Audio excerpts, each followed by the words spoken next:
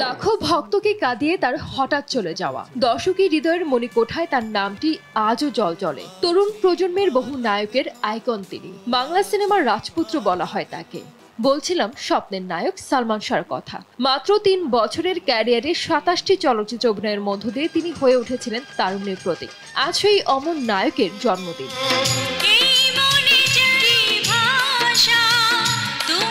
বেঁচে থাকলে ৫৪ পূর্ণ করে ৫৫ বছর বয়সে পা দিতেন কোটি ভক্তের হৃদয়ের সঙ্গে মিশে থাকা স্বপ্নের নায়ক সালমান শাহ। ক্ষণজন্মা এই নায়কের জন্ম ১৯৭১ সালে ১৯ সেপ্টেম্বর সিলেট জেলার জকিগঞ্জ উপজেলায়। আজ হয়তো তার জন্মদিন ঘিরে থাকতো বর্ণাঢ্য কোনো আয়োজন।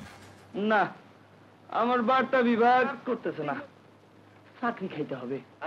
কিন্তু মাত্র ২৫ বছর বয়সেই ১৯৯৬ সালের ৬ সেপ্টেম্বর অসংখ্য ভক্তকে কাঁদিয়ে না ফেরার দেশে পাড়ি জমান তিনি।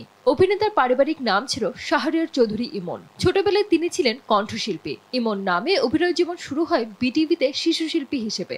নেতৃত্ব কেনে, ভোট কেনে, তাদের আদর্শ হয় তারা, না হয় কালোবাজারিদের সহায়তাকারী। ১৯৮৬ সালে ছায়ানট থেকে পল্লীগীতিতে পাশ করেছিলেন তিনি।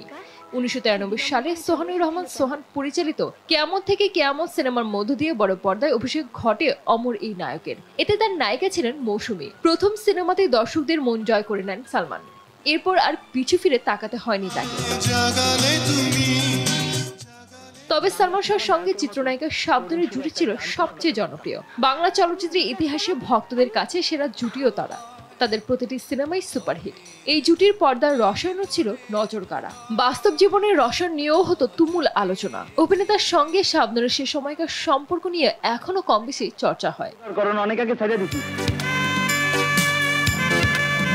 ১৯৯৬ সাল পর্যন্ত মাত্র ৩ বছরে সালমান শাহ অভিনয় করেছেন ২৭টি সিনেমায়। এর মধ্যে বেশিরভাগ সিনেমাই ছিল সুপারহিট। তালিকায় রয়েছে তুমি আমার, অন্তরে অন্তরে, সুজন সখী, বিক্ষোভ, স্বপ্নের ঠিকানা, বিচার হবে, এই ঘর এই সংসার, তোমায় কি চাই, স্বপ্নের পৃথিবী, জীবন সংসার, আনন্দ অশ্রুর মতো সিনেমা।